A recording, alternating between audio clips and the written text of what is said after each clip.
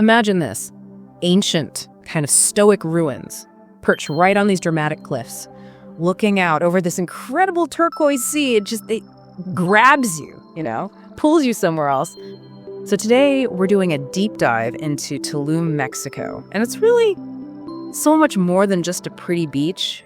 Our mission really is to unpack all the layers of Tulum. You've got its deep Mayan past, its really vibrant culture today, and, well, just these stunning natural wonders. Yeah, absolutely. And to do that, we've looked at quite a range of sources. We've got practical stuff from hotels.com and historical accounts from Visit Tulum, Wikipedia as well, and some specific details on the Sian-Canan Biosphere Reserve. So the idea is to sort of distill all that down for you, make it clear and comprehensive, and connect the dots. Show how all these things make Tulum. Okay, let's start way back. Tulum's ancient legacy. It began as this Mayan port city, right? And it wasn't called Tulum originally. It was Zama. That's right, Zama, means City of Dawn, which makes perfect sense. It faces east, right over the Caribbean. You can picture that sunrise. Totally. But the name Tulum, that came later. And it means something quite different. Yeah, exactly. Tulum is Yucatec Mayan for fence or wall. And that name really fits. I mean, the city's built on these sheer 12-meter cliffs, which is a natural defense. But on the land side, they built these massive walls. We're talking 3 to 5 meters high, maybe 8 meters thick in places, and stretching almost 400 meters long. Wow, 8 meters thick. That's serious fortification. Oh, definitely. One of the most fortified Mayan cities, actually. They had narrow gates, watchtowers on the corners. It was really strategically designed. And this was all part of that broader Mayan civilization, which is just incredibly advanced, wasn't it? Absolutely. You think about their achievements, agriculture, they had terracing, irrigation, their mathematics, astronomy, those complex calendars, the Hab and Tzolk'in, Sure. And of course their art and architecture. Just look at the pyramids and temples. Right. But what's really striking about Tulum, something I read, is that it was the only Mayan city still, up and running when the Spanish first showed up, around 1518. Yeah, that's a key point. People like Juan Diaz from Grijalva's expedition, they saw an inhabited city. Tulum really thrived during that late post-classic period, say 1200 to 1521 AD. It was eventually abandoned, probably by the late 16th century, but it held on for quite a while after that initial contact. Why do you think that was? What made it different? Well, the sources suggest those defenses we talked about, the walls, the cliffs, and its importance as a trade port likely helped it maintain its status for longer.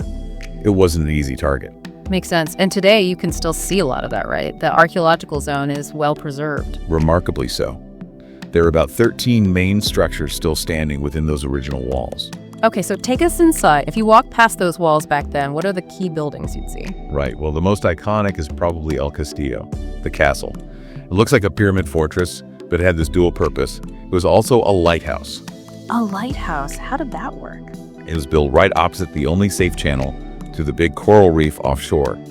At night, they'd have torches burning at the top, guiding the trade canoes safely in. Super clever. Shows their maritime knowledge. Wow, okay, what else? Then there's the Temple of the Frescoes. You can still see paintings inside from the mid-1400s. They depict gods like Chayak, the rain god, and Ixchel, the fertility goddess.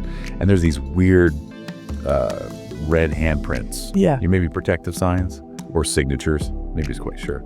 It was also used as an observatory, tracking the sun and stars. Again, combining religion, art, and science. Fascinating. Any other key structures? Yeah, there's a Temple of the Wind God. It's got this cool square base with rounded corners symbolizing wind from all directions. And the Caracol Observatory, which has a spiral design inside. Oh, and the Temple of Warriors near a sacrificial well.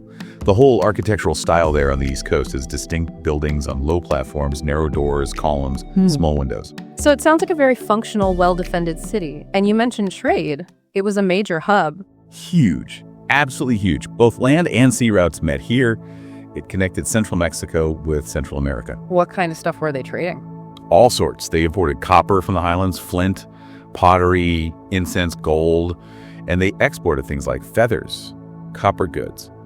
But finding obsidian, that volcanic glass, which came from 700 kilometers away in Guatemala, that really tells you how important Tulum's trade network was. Incredible. Okay, let's shift from the ancient stones to the equally stunning natural side of Tulum, the beaches. It really is a beach lover's dream down there on the Yucatan's Caribbean coast. Oh, definitely. And there's a beach for pretty much every taste. You've got Playa Paraíso, Paradise Beach, often called one of Mexico's best. Surprisingly spacious, even though it's popular. Think, sugar white sand, that classic crystal clear Caribbean water.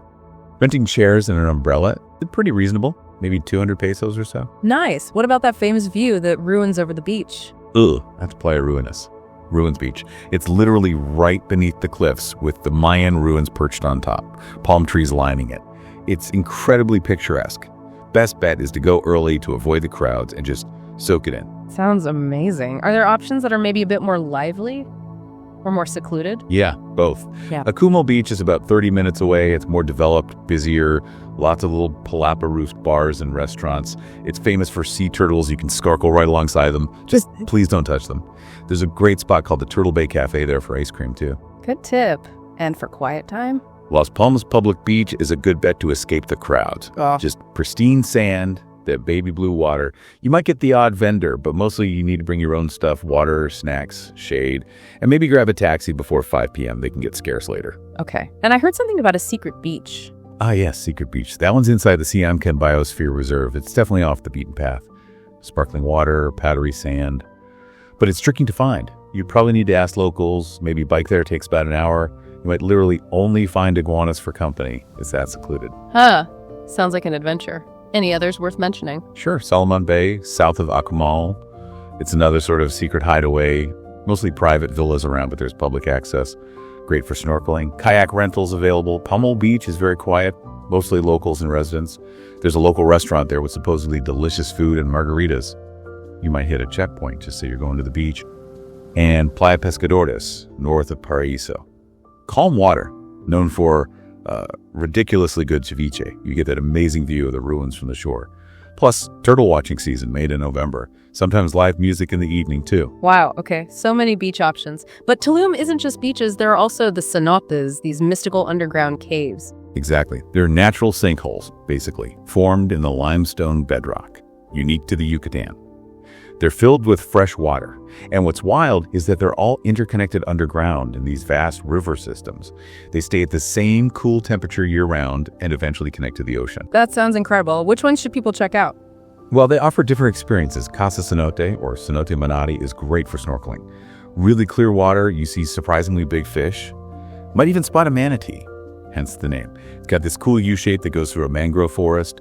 Oh, and slight heads up, there's sometimes a small alligator just chilling on the bank at the far end. An alligator. Okay, noted. What about the really popular ones? Gran Cenote is probably the most famous. Yeah, the priciest, maybe $10 entry. Yeah. You have to take this mandatory super freezing shower first. Yeah. They're really strict about keeping sunscreen out of the water to protect it. Inside, it's stunning. You snorkel or swim through caves, see stalactites, stalagmites. The bottom is mostly shallow and sandy. Nice lawn area with hammocks to chill afterward, too. Sounds lovely. Any for a more cave-like experience? Cenote Motunha, near the Koga ruins, fits that bill. You go down this spiral staircase into this huge underground cavern. Crystal clear water, really cool rock formations, and it's cheaper.